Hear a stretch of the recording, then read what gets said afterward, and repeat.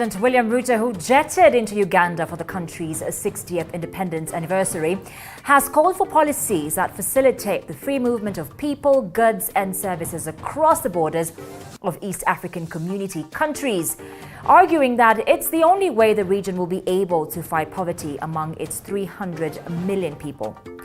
And in sports, Kenyan athletes continue to exhibit their dominance of the World Marathon after Benson Kipruto and Ruth Chepngetich won the men's and women's category of the Chicago Marathon. Good evening, my name is Karen Karimi. Welcome to the program. In today's headlines.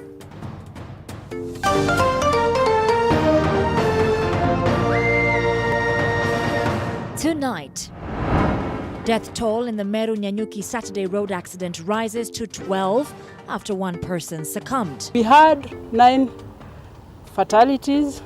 We had 3 serious, 3 slide. 11 people died on the spot. Also tonight, one person killed in another attack in Samburu County. Hii mama insecurity Samburu imekuwa shida kubwa sana. Tumelia katika hiyo serikali miaka 10 iliyopita. Hakuna action tumeona. As the government promises to crack the whip on cattle rustlers. Plus, Deputy President Rigathi Gachagua says he will not relent in speaking the truth about the mess of Uhuru's government. Tunataka kuambia wale watu walikuwa kwa serikali ya Uhuru Kenyatta, tumekubali kukaa na nyinyi. Tafadhali mubadilike, mkubali mambo ya ukweli. And it has been 17 years of the Orange Party. Kenyans were excited. It was a new phenomenon, you know.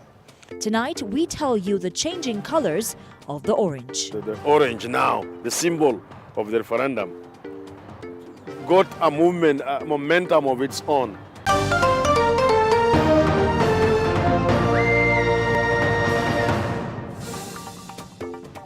Catherine Similoy is our sign language interpreter tonight. Now, to our top story.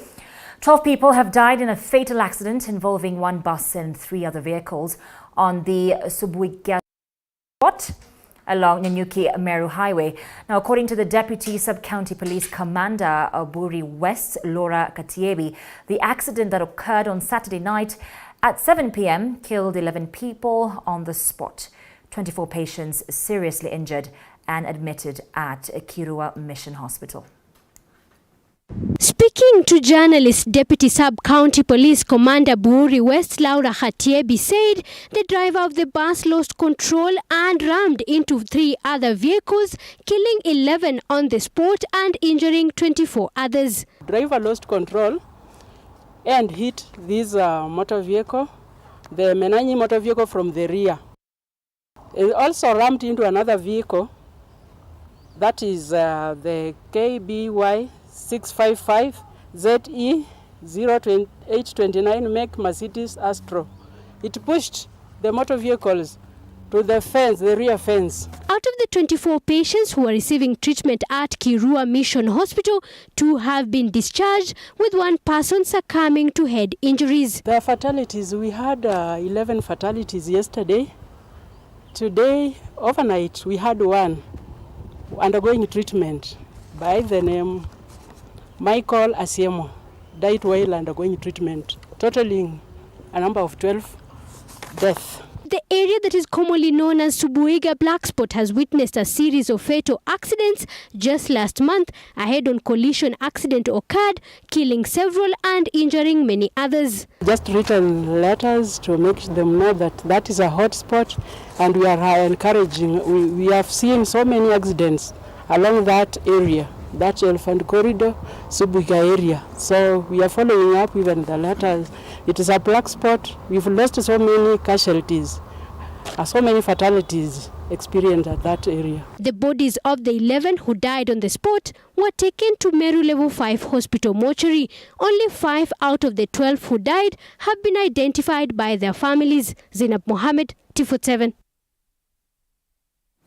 Also tonight, 1 person has been killed by bandits at Longewan in Samburu County. Leaders from the county want the national government to find a lasting solution to the persisting insecurity cases in the area. A number have lost their lives and livestock due to banditry attacks. Sharon Baranga has that report for us. At Longeuan village in Samburu Central of Samburu County, Lekashira's family is in mourning. This is after one of their sons was attacked and killed by bandits. The bandits did not steal the livestock he was looking after, but they left him fighting for his life before he died at the scene. Sai nimekaa kwa hii nyumba.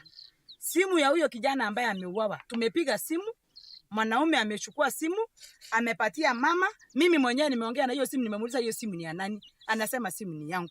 It is so ridiculous. Yaani hiyo ni kama kutukejeli tena zaidi. Kwa sababu wanaua mtu, bado wamechukua simu yake, wanaendelea kucommunicate, wanasema kujieni simu yenu, kujeni bado tuko mahali jana tulipata nini. Jana wakati waliua mtu, wasee walijaribu kupiga masimu, serikali haikushughulika, hiyo mwili ililala msituni. Mpaka leo jamii yetu walishikana, wasee wakaenda msituni na wakachukua mwili wakakuja kusika. Kifo ya watu imekuwa zaidi sana. Kila siku watu wanakufa. Hata kuna wakati hawapeleki ng'ombe, wanakuja tu kuua mtu wanaenda. Kama leo hii kijana amekuta wakiwa anaenda kulisha ng'ombe. Samburu County has had numerous cases of insecurity, with bandits attacking residents from time to time. As a result, many have lost their lives and livestock, with others fleeing from their homes. Hatutakuwa tunalia kila wakati bila action yoyote kuchukuliwa na serikali. Watoto wetu wengi wamekufa. Huyu mama ni widow ambaye ana mzee. Huyo ni kijana wake wa pili. Amempoteza na ni mtoto ambaye hakukuwa na hatia yoyote. Sisi kama jamii tunalia sana. Na ninaomba serikali ya Mheshimiwa William Samoei Ruto na Mheshimiwa Deputy President Gachagua kwamba things should happen differently now. Hii mama insecurity Samburu imekuwa shida kubwa sana. Tumelia katika hiyo serikali miaka 10 iliyopita. Hakuna action tumeona. Na leo ninaomba hii ikuwe kifo ya mwisho. Sisi tunakuja mbele ya TV ya Kenya kulia bila kuchukuliwa hatua. Watu waliamama na hata hapo kitambo tu mahali sasa hawa watu jana waliuliwa ni maboma tu ya watu, lakini juzi wakati mtu tena aliuliwa hapa Wamolo, I think it was almost 3 weeks ago ama 1 month ago, watu wakaretreat kuja hapa kwa center. Unajua watu mara mingi ukiona hapa center hii ya Longeuan unaona manyumba ya nyasi ya matope, kwa sababu ni mahali ambayo watu wanamianga shida ikitokea kama hiyo. Nandi Senator Samson Cherargei is already promising to spearhead a review of the Anti-Terrorism Act to deal with bandits.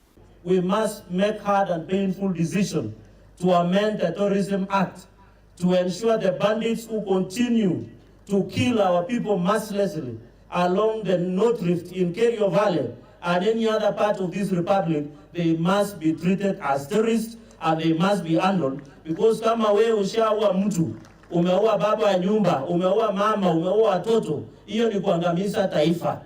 That is a threat to national security. Police officers have been accused of arriving late at the scene of crime. Due to this, the body of the deceased stayed overnight at the place where the attack took place. Na mimi mwenyewe ndaongoza ile amendment ya Terrorism Act, tuhakikishe wale wanaoua watu na cattle rustlers wamefunguliwa mashtaka kama wale terrorists ambao wanaendelea kuangamiza sisi. And in Laikipia North, communities from the area are embracing education as a tool to fight off banditry. All this is happening at Naibor Amani Primary School, a place where 4 communities that in the past never saw eye to eye currently meet for the purposes of education. Shule mimi kwangu nimeona ni kitu kizuri. Juu mtoto akikuja shule, walimu hakuna wakati wanaweza funza mtoto kuwa mwizi. Mwalimu hakuna wakati watafunza mtoto kuwa mkora. Kasi ya mwalimu ni kufunza mtoto ajue kuiba kitu ya mtu ni mbaya, na kufunza mtoto kuna kifo, na kufunza mtoto kuheshimu mwenzake. Shule hii ilianzishwa mwaka 2018 ikiwa na walimu ambao walikuwa wanaajiriwa na wazazi. Kwa sasa tumefikia wanafunzi 191 ikiwemo na walimu 3 wameajiriwa na tume ya kuajiri walimu ya TSC na walimu 3 wa ECD. Amani Naibos Primary School is not just your normal kind of school, but it is a peace haven. It is a school that will change the narrative in the northern Kenya, and especially in regard to things like livestock theft or cattle rustling, things like early marriages and FGM for the girls. Kwa hapa Naibor hatuna Mpokot, hatuna Samburu, hatuna Turkana, hatuna Mkikuyu. Sisi wote tumechanganyika hapa. Na tunadumisha amani kwa kulingana na hii shule, na ndio tukaita amani kwa sababu iko katikati. Pande ile ni Samburu, pande hii ni Wapokot, Waturkana tuko nao hapa, Wakikuyu tuko nao hapa na kabila tofauti tofauti.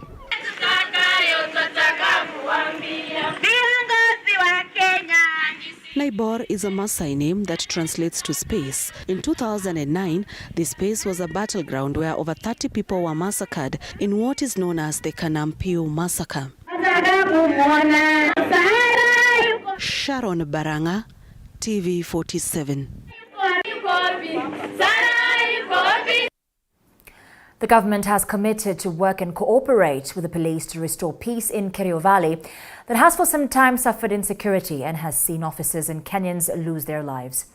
Deputy President Rigathi Gachagua says the police administration should commit to closely cooperate with both national and county governments and serve Kenyans.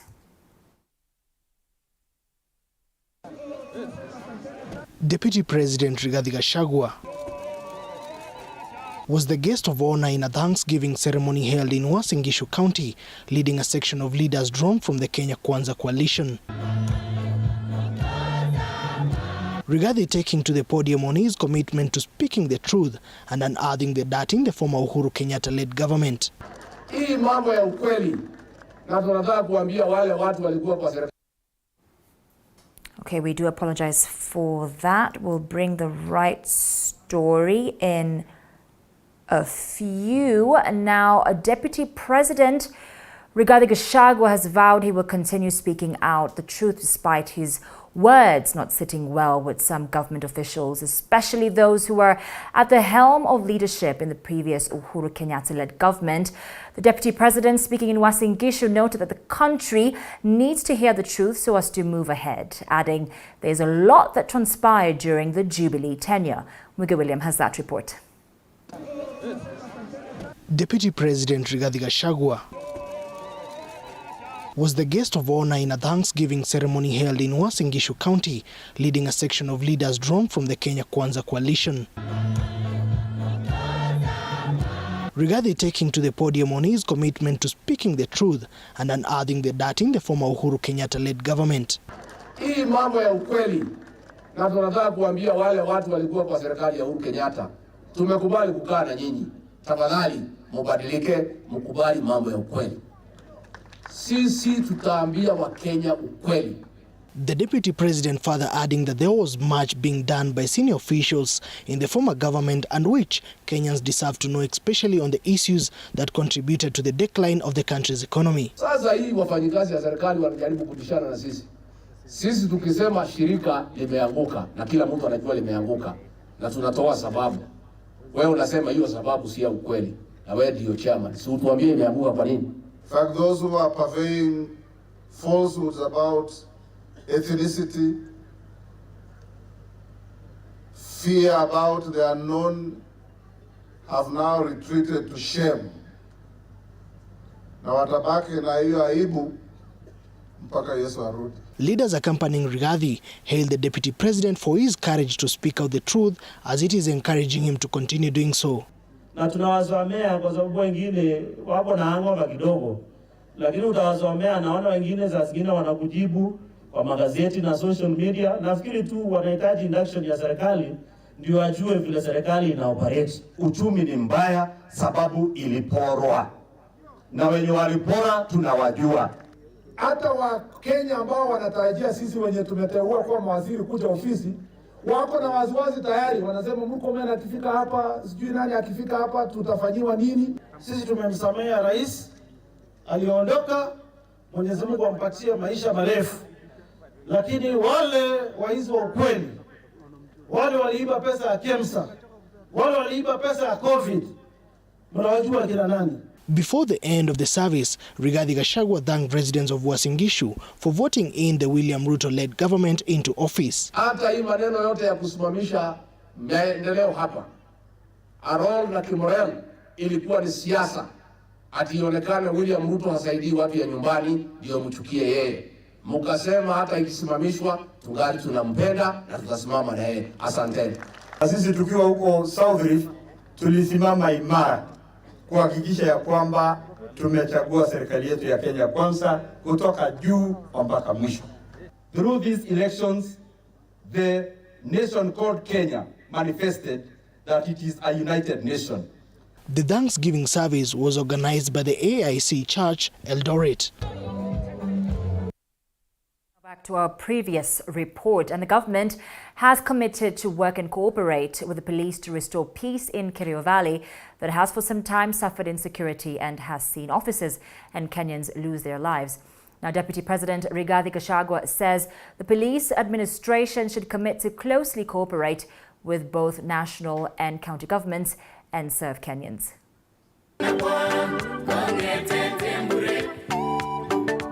9th of October marks exactly 2 months after the August polls. Deputy President Rigathi Gachagua was in Anaibkoi in Uasin Gishu County for a Thanksgiving service where he emphasized on cooperation between the government and the police administration in ensuring peace among Kenyans. Nao polisi wametumika vibaya na hawakusaidika hiyo miaka 10. Wanaambia shika watu Friday na mshahara ni ile ile ilikuweko wakati ya Mwai Kibaki. Na tumemwambia hao tukiwaongeza mshahara pia na hao wakuwe wangwana. Wabadilike pia wakuwe watu wazuri. Wakipata kitu kikubwa waachane na kitu kidogo. We have great expectations out of the elections. We also have serious challenges after elections. Kama ukipata udongo imetumiwa vibaya, imekuwa changarawe, lazima umwage maji polepole, ongeze mbolea, umwage maji tena, ongeze mbolea, ndio upande mimea in May. So sasa serikali ya Kenya Kwanza imeanza kumwaga maji, kuweka mbolea, ndio wapande mimea, tubadilishe nchi yetu. This coming at a time when many areas in the region have faced banditry attacks. Religious leaders have called on the government to beef up security in the areas affected.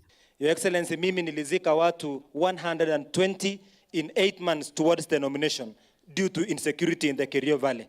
I want to request ya kwamba ile insecurity iko pale, Your Excellency, tusipembeleze wakora. Tuanze kushika wakora wale wachache, tuwatoe kwa wananchi na watoto wetu wa huko chini Kerio Valley, all the counties waishi vizuri. Tumechoka na watu kuwawa katika bonde la ufa. And I think the only thing itaondoa hii mashetani ni maombi. Hao maaskofu wanajua kusema shetani afanye namna gani? Atashindwa hatashindwa. Several people have been killed in areas of Marakwet, Turkana, Baringo and Laikipia among other areas. The solution to Kerio Valley ni kuhakikisha huyu Murkomen amepewa kazi, aweke mabarabara pale na maendeleo ndio ifunguke, ndio hiyo mambo ya insecurity ishe. Rift Valley Regional Coordinator Mali Mohammed declared the department's willingness to work with the Kenya Kwanza government and ensure peace in the areas suffering insecurity.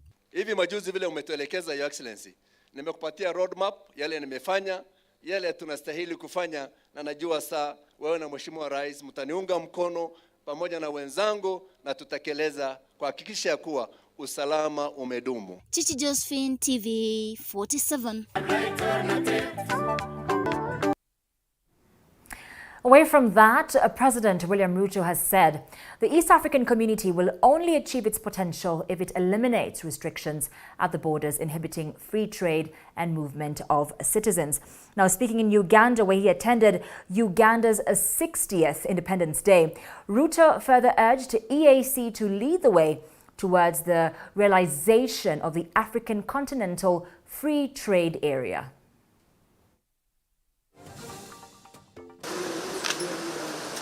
Ugandan President Yoweri Museveni received his Kenyan counterpart President William Ruto, who attended Kampala's celebrations to mark 60 years of independence from Britain. Speaking at Kololo ceremonial grounds in Kampala, President William Ruto said a borderless EAC will allow people, goods and services to move across the region unhindered, creating opportunities, wealth and prosperity. It is our place as leaders and as citizens of the East Africa region for us to work together so that we can transform our borders, which today stand out as barriers, and convert them to bridges so that goods, services, and people can move across this East Africa without any impediments. The president further urged EAC to lead the way towards the realization of the African Continental Free Trade Area. The head of state announced that he had directed the Kenyan Trade Cabinet Secretary to work with his Ugandan counterpart in facilitating Uganda to join Kenya in the cohort of 8 African countries that have opted to trade together under the Guided Trade Initiative of the African Continental Free Trade Area Agreement. I did instruct the Minister for Trade in Kenya to work with the Minister of Trade in Uganda so that together we can formulate and sign into the Guided Trade Agreement that will facilitate the Africa Continental Free Trade Area to begin to become a reality, and so that we can harness the opportunities for investment, for trade, and for people to work together in our region. President Ruto's visit to Uganda comes amid tension between the two neighboring countries after Museveni's son, General Muhoozi Kainerugaba, last week issued a series of tweets that decried Ruto's election win. Andrin Kilemi, TV 47. Thank you, Andreen, for that report. Now, the world commemorates World Mental Health Day on October 10th every year with an objective to raise awareness of mental health issues around the world and to mobilize efforts in support of mental health. And as the world marks the day, we meet a unique couple living at Nairege and Kara area in Narok East Sub-County who both suffer from mental health disorder. Andrew Juma filed the following report. Beatrice Gakeri and Jenga Pemba, who have mental health illness, married in May this year in a colorful church wedding attended by hundreds of people.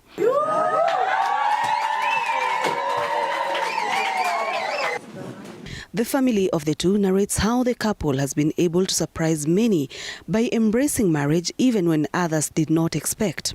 Kwa huyu kijana, isipokuwa wakati ule alikuwa mgonjwa, sasa ako sawa. Hakuna kitu yenye haieleweki anafanya. Na anaelewa chochote kile ambacho unamwambia, anaelewa na natii. Lakini msichana kunaye. Maana inaweza fika wakati aongee sana, ajiongeleshe, ama anaweza fanywa kitu akikasirika, anapiga kelele, anaweza piga kelele mchana mzima.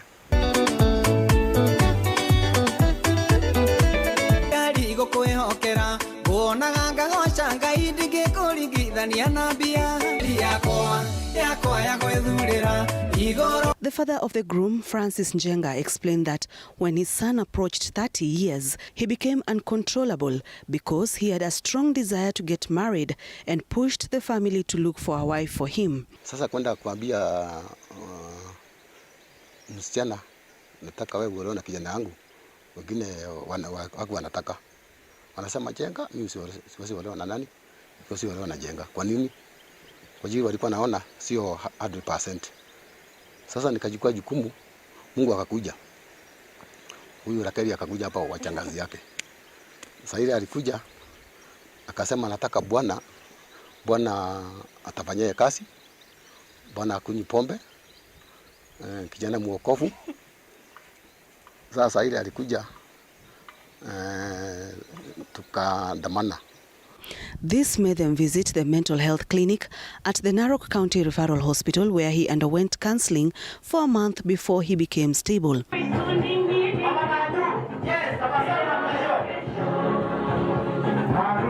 On the other side, Beatrice Gakeri, the young wife, speaks too much when in good or bad moods, to the extent of screaming and shouting when not in agreement with her parents-in-law or the husband.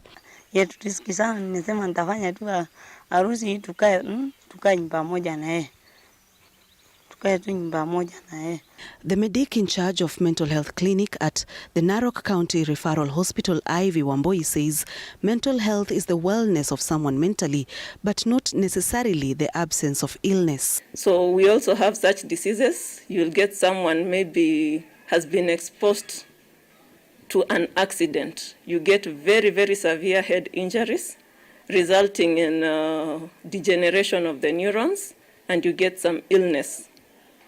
A person who was previously healthy could talk, could feed, could clean himself, but somewhere along the way due to the injury, you get such.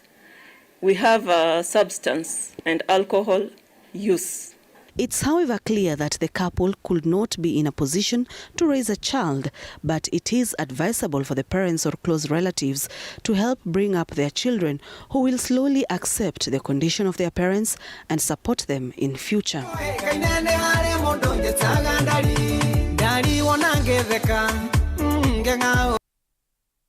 Such a beautiful story. Love indeed wins. Now, Okotu Secretary General Francis Atwoli has urged the government to ban all employment agencies brokering job opportunities in foreign countries. Kenyans have in recent past received with shock the suffering of Kenyan girls in the Gulf, allegedly mistreated by their employers. Atwoli said there is need to protect migrant workers from Kenya, and that can be achieved by banning the agencies promoting domestic jobs, especially in Saudi Arabia. Mike Agwongo with the details. Kotu Secretary General Francis Atwoli called on President William Ruto's administration to immediately ban all employment agencies brokering job opportunities in foreign countries. The trade unionist implored President William Ruto to follow in ex-President Mwai Kibaki's footsteps after he banned all the aforementioned agencies. I want to appeal to the incoming young Minister for Labour to follow Phyllis Kandie's footsteps, because what she did when she was the Minister for Labour during the first term of President Kibaki, she banned all employment agencies. The government must look at it.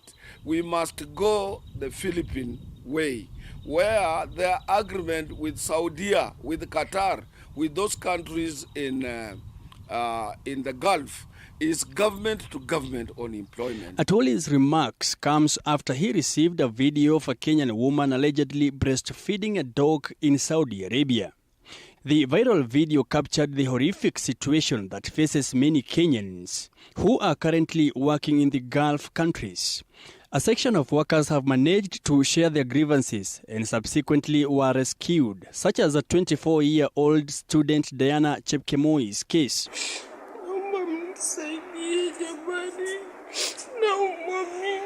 Atwoli said there is need to protect migrant workers from Kenya, and that can be achieved by banning the agencies promoting domestic jobs, especially in Saudi Arabia. Let it be a sole government issue. Government must enter into proper employment agreements with those countries that want Kenyans to work for them, so that it is an issue of government. He added that the government should also negotiate with the government of Saudi Arabia on terms and conditions of the service. Further, Atwoli sounded a warning to all Kenyans seeking opportunities in the Gulf to be vigilant and not fall prey to every scheme. And I would appeal to Arabs. I would appeal, they are human beings. They should behave like human beings, particularly those Arabs in Saudi Arabia, in the Gulf, those who are employing our young men and women, to change their attitude against their brothers and sisters from the African continent. They should look at them as human beings. Mike Kagwongo, TV 47, Nairobi. It's very sad and unacceptable what our Kenyan domestic workers go through. We take a short break and we will be back with more stories.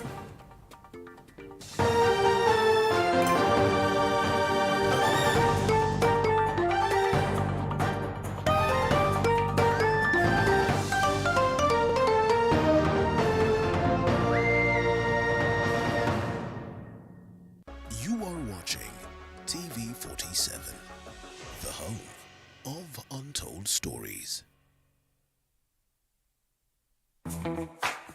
Are you looking at securing your assets today? Look no further. Texas Alarms have end-to-end high-tech alarms and security solutions that are tailor-made for our clients' needs. We pride ourselves on discretion, honesty, and integrity. Our key services include guarding services, guarding dog services, CCTV, manual alarms, fire alarms, electric fencing, cargo escorts, detection systems, and building management services. We are experts in supplying backup power systems, access control, solar deep cycle batteries, guard tour systems, visitor management systems, not forgetting vehicle tracking unit and GSM radio. Don't leave your future in the hands of challengers. For more inquiries, visit our offices in Mombasa Nyali Road, next to Cinemax, or in Nairobi Mombasa Road Plaza 2000, or call us on 0722 866 339 or 0733 411 500. Texas Alarms Limited, your link with security.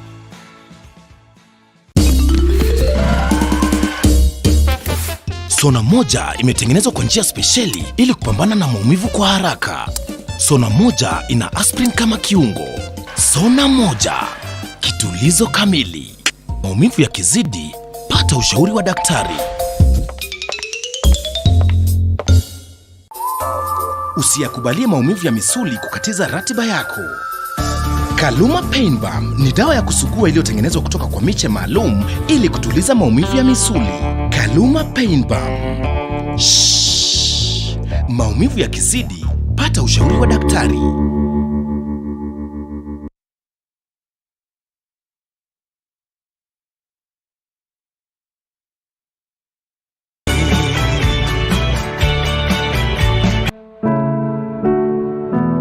Disability is not only limited to physical disorder, but also mental issue. From depression, I was under depression for like 2 years. Bipolar. Bipolar disorder is a mood disorder. And even suicidal thoughts. When I was just about to hang myself, a certain voice just talked to me, and I believe that was God. I tried suicide more than 6 times. Beyond the Limit has gone beyond its limit to find answers so as to help everyone go through life with ease. Join Muthoni Maina every Saturday at 7:30 p.m.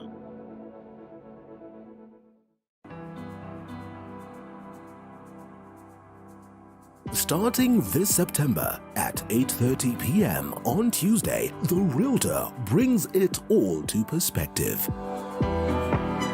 We identify a property, discuss and demonstrate the journey towards ownership. Professionals who have integrity, and from their catalog you can easily read that these are professionals who are able to deliver. Everywhere you go, you have to up your games, you have to go with the trends. Not forgetting the margins as well as the risks that come along. The runaway prices of the land. We are saying that it's something that we can never go without mentioning. Any developer will not go without mentioning price of land. Don't miss out.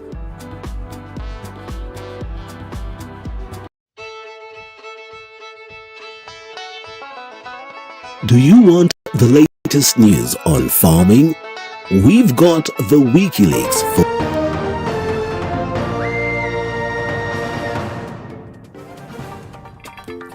Welcome back to the program. Now, after 3 days of protests and clashes between Muguka traders from Meru County and residents of Nthawa Ward, Embu Governor Cecily Mbarire is now calling on residents of the area to maintain peace as the county government and security agencies move in to root out criminal gangs masquerading as Muguka traders. Mbarire says the county government will register all traders and now wants motorbike operators to register in order to tackle insecurity in the area.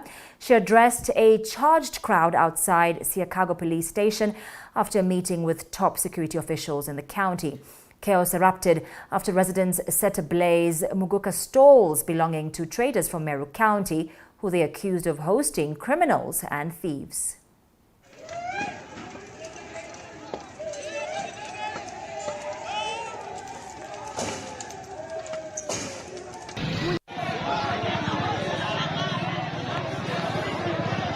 Kesho asubuhi kutakuwa na mkutano ni ya watu wa Meru, ndio tukubaliane kwamba wale wote wanafanya kazi ama biashara ya mirau watakuwa registered kabla tuendelee na biashara. Na mwisho tumekubaliana ile pikipiki ambayo imepotea na chairman anasema anajua mahali iko, ataenda ifuatwe, ijulikane mahali iko na iletwe. Na zile zingine zote zimepotea, investigations zitaendelea. Na tumesema watu wote wa bodaboda ambao wako na biashara ya bodaboda na hawaja register kwa kikundi yoyote, kutoka kesho bodaboda zote lazima zikuwe registered, tujue nani mwenye gani katika hii town ama hii ward ya Ndawa. Now, it came to life 17 years ago. Orange Democratic Movement, that's ODM. The birth of one of Kenya's oldest party was as a result of the 2005 referendum. The recent undertones by some of its young members, however, raising questions on the future of the party after its leader Raila Odinga failed to clinch the presidency for the 5th time. Wiga William now reports that the party leadership is contemplating on its next move after the August polls. The 2005 referendum pitting the then sitting president, the late Mwai Kibaki, and his road minister Raila Odinga birthed the Orange Democratic Movement. 17 years later, we go down memory lane to the birth and survival of Kenya's long-serving opposition party, ODM. Power and Brokers begins now.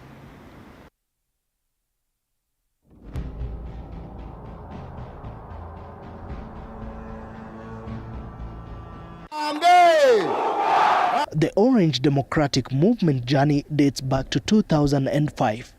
This was during the referendum campaigns which later led to a face-off between the late President Mwai Kibaki and his then Minister of Roads Raila Odinga.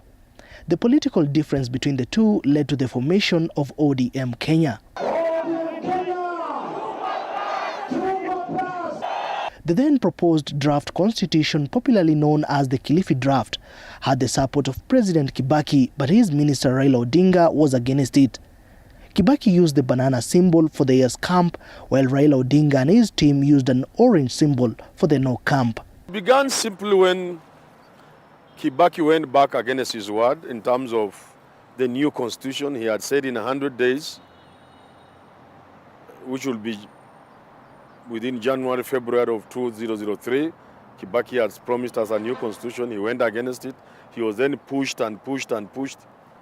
And by 2005, when he could no longer withstand the push, he then went and took the original Bombers draft, took it to Kilifi with Wako and mutilated it, and then brought it in a referendum, known as the Wako draft or the Kilifi draft or the Kibaki draft. We had never had a referendum in Kenya before, so that was the first one. And Kenyans were excited. It was a new phenomenon, you know. And it went on and on until the referendum day. Later that year, Kenyans got a chance to express their views about the constitution, and in November 21st, 2005, 58% of voters rejected the proposed constitution, and the no camp led by Raila Odinga was handed victory. This win for Raila and the team was short-lived, with the head of state firing all pro-no cabinet ministers and senior government officials. In the referendum of 2005, the bananas lost to the oranges, and immediately quite a number of cabinet ministers who supported the oranges were sacked from the government. Led by Honorable Raila Odinga, there was Kalonzo Musyoka, there was William Ole Ntimama, quite a number of them. After the win of the no team, but also in protest to President Kibaki firing a number of ministers, through lawyer Mugambi Manyara, an opportunity presented itself and a party was formed from the no team symbol, Orange Democratic Movement. However, a few months to the 2007 general election, wrangles emerged within the party with two factions opposing each other. One was led by Kalonzo Musyoka and the other by Raila Odinga. The the fight was mainly about who has to be the party's presidential flag bearer. In mid-August 2007, the wrangles became so intense, leading to the formation of two factions, the pro-Raila and pro-Kalonzo factions. It was at that point when the current Makueni Senator Dan Maanzo declared that ODM Kenya belonged to Kalonzo and Raila was left with no option but to form ODM party, as it is known today. The Orange movement, the orange now, the symbol of the referendum, got a movement, a momentum of its own from 2005 and retained everybody who had been in the forefront of that referendum except for Uhuru Kenyatta, because Uhuru Kenyatta was part of it. But in 2007, Uhuru Kenyatta was leader of opposition. KANU then actually joined Kibaki. And Raila now, ODM had become a party. Initially, ODM Kenya, somebody from Kalonzo's side had run away with a certificate. A young lawyer then taking off with a certificate and hiding it, leaving everything in disarray.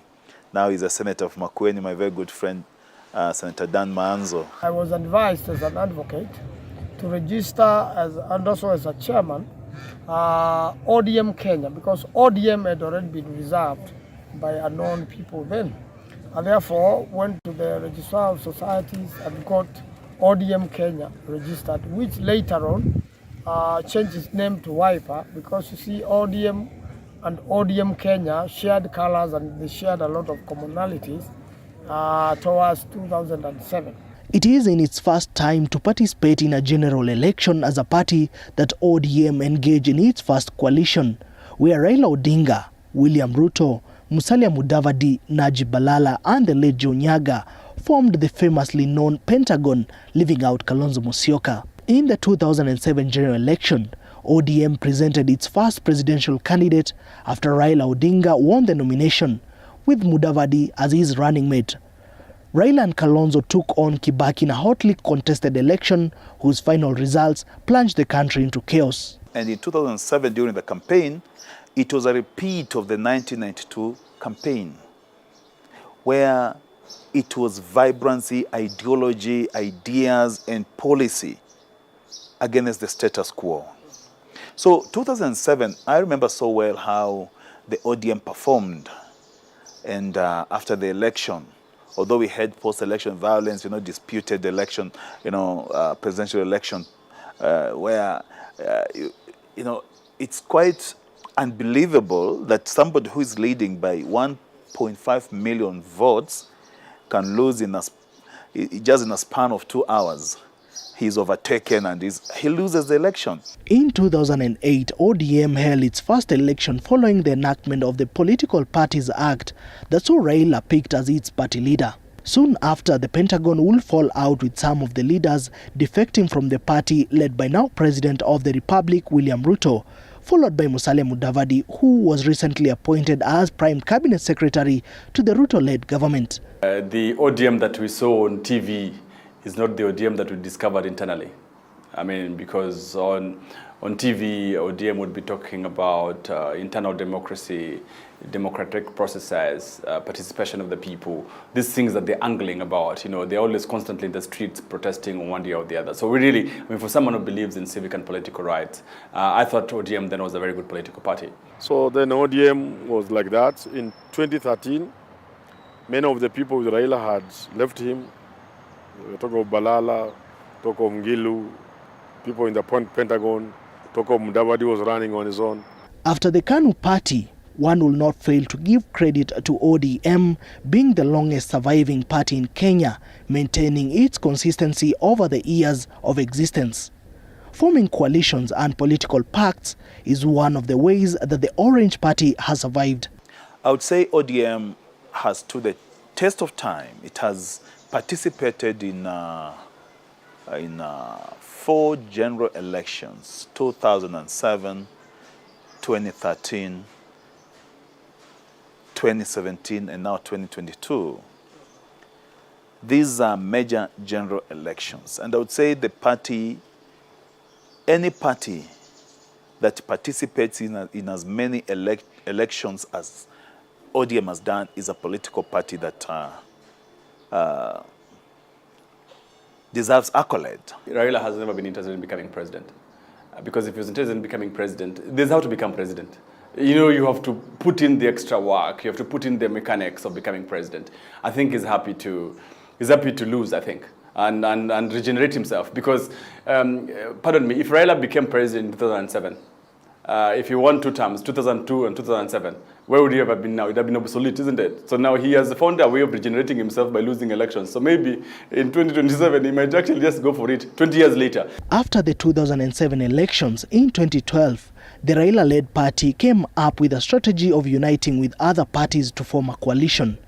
In December 2012, then Prime Minister Raila Odinga and Vice President Kalonzo Musyoka signed a coalition agreement but left their supporters guessing who will be the coalition's presidential candidate through talks chaired by now Speaker of the National Assembly Moses Wetangula.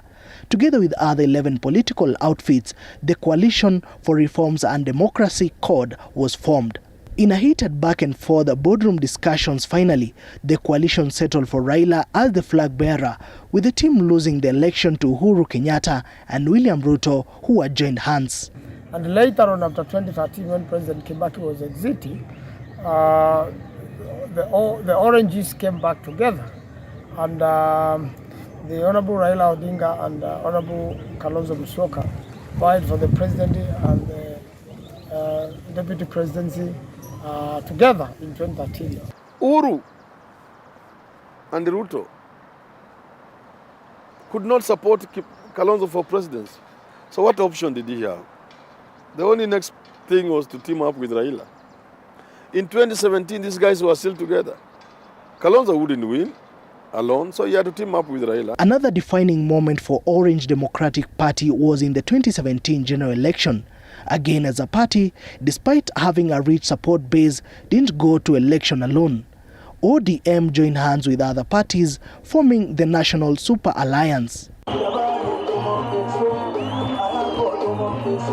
With its presidential flag bearer from the ODM party, Raila Odinga, once again failed to occupy the house on the hill. Like the previous coalitions ODM was in, NASA crumbled after the general election, with its tenants fleeing and failing to outlive a 5-year election cycle, with the cracks first emerging in 2018 when ODM's party leader was controversially sworn in as the people's president at Uhuru Park, with the other NASA leaders absent. That time you team up with Raila, it is like you have to agree he's a senior partner. So now the tension you are talking about emerges because how do you tell your people next time round that even now I must support Raila? Because then the reality even then is that he never had won that election. So you can't say it's my turn after you had won. And yet there's a problem telling people let's support this guy again. So that kind of, it's a very difficult situation he finds himself in. You know, the best way to build an institution is to have systems of that institution work. You know, the National Executive Committee, the National Governing Convention, the National Democratic Convention are things that are supposed to be the organs of the party. They're supposed to check on the leadership. They're supposed to help the leader feel the pulse of the political party. But I think, ODM, they're all dead. The parliamentary group meeting is a charade. And, so when we went there thinking we could help ODM be what it was, it turned into circus. In the year 2022, ODM took the same route and strategy applied in previous elections by forming coalitions. Forming the Azimio la Umoja coalition, where again ODM party played the big brother game, having its party leader as the flag bearer. The outfit brought together a number of parties, including the sitting president's then party, Jubilee, following an acrimonious fallout of Uhuru Kenyatta and then his deputy William Ruto. Will Azimio la Umoja sent a hold till the end of the 5-year election cycle? This as for the 4th time the ODM party will be on the opposition side. Life has to continue. You don't have to dwell on the past. You have to think and re-strategize and build a stronger movement. You don't have to walk out of the movement because we did not get the ultimate prize. Stay put, remain focused, strategize, and bounce back. he'll be bigger than ever before. ODM is for octogenarians, the 72-year-olds, the 82-year-olds. I mean, they're comfortable there. And to demand of them to think afresh, I mean, Raila is comfortable with the Oburu Odinga around him. Raila is comfortable with James Orengo around him. Raila is comfortable with 73-year-olds. The young people think too fast for him. Young people want to take over a party. It usually leads to a split. The saving grace that is there in ODM now is these young people don't seem to have a young person leading them that they would say they are going to follow. I think the focus now is to inherit ODM and to try to create a transition in ODM to new leadership. Now, will that lead to a change or a split? It's still early days. The culture of forming coalition has not been the only tradition witnessed in the evolution of ODM. Members of the party have, after each general election in the existence of the Orange Party, seen its top leadership dumping the party following internal wrangles and disquiets. Raila is not going to have deep state. This time around, they use the chiefs, the DCs to intimidate us, intimidate the people. Number two, they're going to be very broke by the time it is 2027. So we have a good field of play. It was a good rehearsal, and 2027 is going to be. So all these leagues put together, they bring together different ideological thoughts on how to build a bigger and more vibrant movement as we go towards the 2027 general election. We'll put our miseries behind. We'll focus on the bigger picture. ODM is a party of talent. ODM is a party of talent. In fact, it's only recently other parties like Jubilee and now UDA can compare to ODM in terms of talent. We used to say PNU ni chama ya pesa. ODM chama ya brains, educated brain people. So there's so much talent in ODM, even without Raila, it will continue. The Orange Democratic Movement, being the country's longest-serving opposition party, has with reignited energy participated in previous election. Is its time up? 4 elections, different coalitions, albeit the same flag bearer Raila Odinga from ODM. What will ODM be without Odinga in the matrix? ODM has been the bedrock and under the firm grip of Raila Odinga for the last 17 years plus, since 2005. And in those 17 years, Raila has been agile. He's been the de facto leader. He's been the person who's leading this particular party. ODM is a movement. ODM and Raila, actually, that is the face of the struggle for this country. And you know, a struggle does not end with a face. So if you people are looking at elections like this year's election, that is just a battle in a big war. The moment you stop mentoring leaders, the moment you stop giving birth to younger leaders, that is the moment you start dying. There is no leadership. Even seeds sprout so that you give birth to the next generation. Raila has refused to do that, and because he's refused to do that, you can only wish him well with this ODM party. Raila Odinga, he has always said, I'm the party leader of the ODM. But ODM is for the people. Their members, even the smallest person in Turukana, who is an official of the party, can emerge and become the party leader of the ODM. This is a political movement. It's not a personal political movement.